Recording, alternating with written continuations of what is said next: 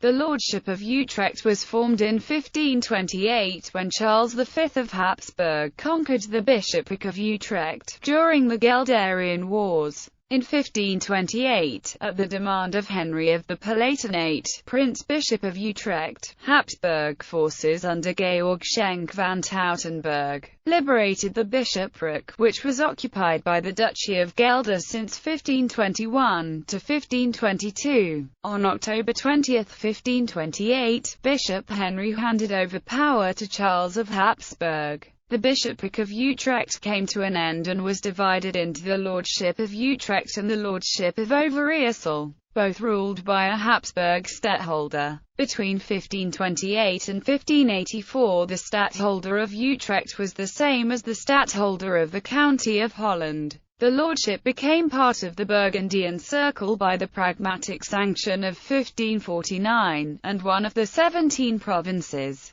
During the 80 Years' War, Utrecht joined the revolt against Charles's son Philip II of Spain from the beginning. It was at the center of the Union of Utrecht in 1579. When the Batavian Republic was created in 1795, the Lordship of Utrecht was abolished. History. Prince-Bishopric of Utrecht. George Edmondson wrote, in Encyclopaedia Britannica, 1911 edition, that the bishops had no hereditary or dynastic interest in his land, and, as a temporal ruler, their powers were limited by the necessity of having to secure the goodwill of the higher clergy, of the nobles and of the cities, and also because of their relations to the Holy Roman Emperors and the popes as ecclesiastical princes of the Holy Roman Empire. Edmondson also wrote that the bishops, in fact, as the result of grants of immunities by a succession of German kings, through the grants of land and privileges bestowed by these emperors, the bishops of Utrecht became among the most powerful feudal lords of the northwestern part of the empire. Under the Habsburgs, Henry of the Palatinate, who was also Bishop of Freising and Worms, resigned the see in 1528 with the consent of the chapter, and transferred his secular authority to Charles V, Holy Roman Emperor, who was also Duke of Brabant and Count of Holland.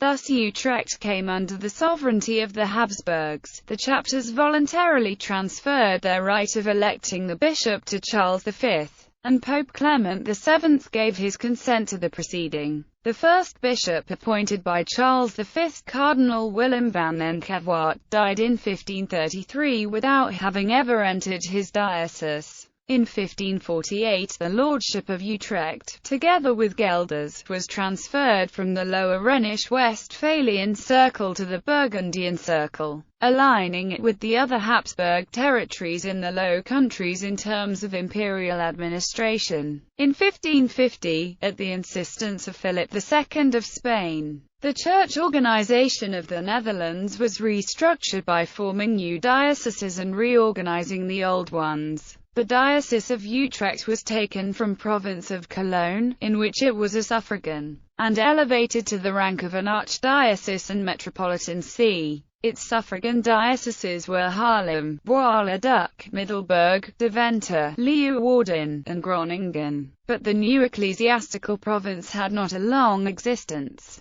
In 1559, Utrecht was raised to the rank of an archdiocese and metropolitan see with 6 suffragan dioceses. But this new state of affairs did not last long. When the northern provinces of the Netherlands revolted, the archdiocese fell, with the overthrow of the Spanish power. According to the terms of the Union of Utrecht, the rights and privileges of the Roman Catholic religion were safeguarded. However, a few years later, on June 14, 1580, the public practice of Catholicism was forbidden by the magistrates of Utrecht, who were by then mostly Protestant Calvinists or had been forced to profess Calvinism. On August 25, 1580, Archbishop Schenk died, and 2 successors appointed by Spain did not receive canonical confirmation. Neither could they enter their diocese. Archbishop Schenk's unornamented funeral inside the Dom Cathedral of Utrecht, recently seized by the Protestants, saw a clash between Catholic sympathizers and a Calvinist mob disturbing the De Profundis chant and the Catholic Requiem. The Catholic funeral of the first Archbishop of Utrecht in 1580 remained one of the last public exercises of Catholic worship in the city of Utrecht for the next 300 years. During the administration of the first Archbishop, Frederick V Schenk van Tautenberg, Calvinism spread rapidly, especially among the nobility, who viewed with disfavor the endowment of the new bishoprics with the ancient and wealthy abbeys. When the northern provinces of the Netherlands revolted and overthrew of the Spanish Netherlands, the archdiocese fell. As early as 1573, under the supremacy of the Calvinists, the public exercise of the Catholic faith was forbidden. The death of the 19 martyrs of Gorkum is an example of the persecution which Catholics suffered. The two successors appointed by Spain did not receive canonical confirmation, and neither could they enter their diocese because of the States General opposition. Republic of the Seven United Netherlands. The see remained vacant until 1602, when the place of archbishop was taken by the apostolic vicars of the Dutch mission, who, however, were not allowed in the country by the States General of the Netherlands and had to administer their charge from abroad. These vicars were consecrated as titular archbishops in order not to offend the generally pro-Calvinist and anti-Catholic Dutch republic's government.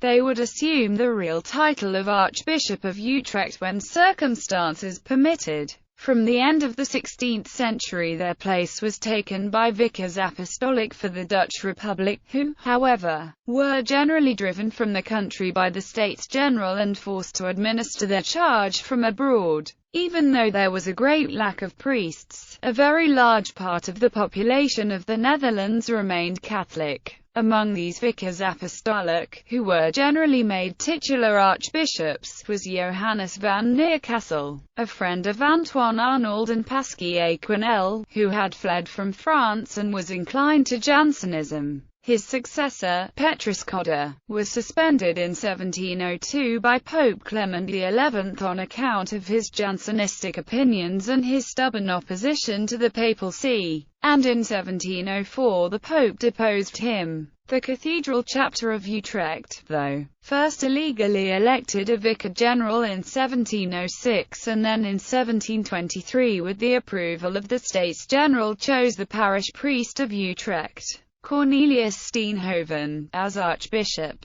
Steenhoven was excommunicated by Pope Benedict XIII.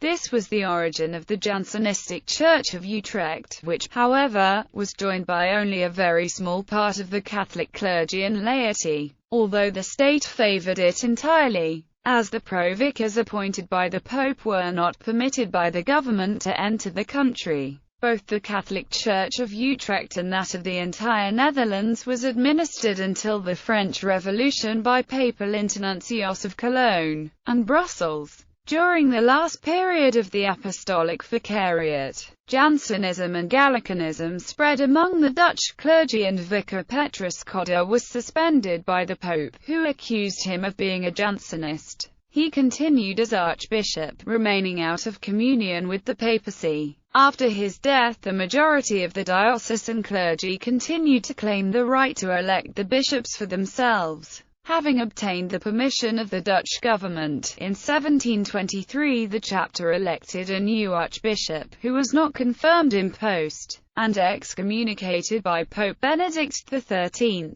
This was the beginning of what would become the Old Catholic Church. All the Old Catholic archbishops from 1723 until 1858 informed the popes of their elections. The Pope, however, appointed Roman Apostolic vicars to the Netherlands until 1853, when Catholic diocesan hierarchy was re-established throughout the northern Netherlands. In 1853, the Holy See was allowed to re-establish its hierarchy in the Netherlands. At present, the Archbishop who heads the Roman Catholic Archdiocese of Utrecht has frequently been promoted to Cardinal. He is the Primate of the Netherlands and the Metropolitan of a province with 6 suffragans throughout the Netherlands. Owing to the occupation of Holland by the French in 1795, the Catholics obtained somewhat more freedom. Still, there was no proper organization of church affairs. Not even after the United Kingdom of the Netherlands was created by the Congress of Vienna in 1815. The Concordat made between Pope Leo XII and William I of the Netherlands in 1827 was not carried out. In 1833 a vicar for the Netherlands was appointed once more. The constitutions of 1848 granted the Catholics at large complete parity with the other confessions, and gave the church authorities almost unlimited freedom in purely religious matters and in the administration of the property of the church. The Pope could now plan the restoration of the ecclesiastical hierarchy in the Netherlands. After long negotiations, the most essential regulations of the Concordat of 1827 were put into force.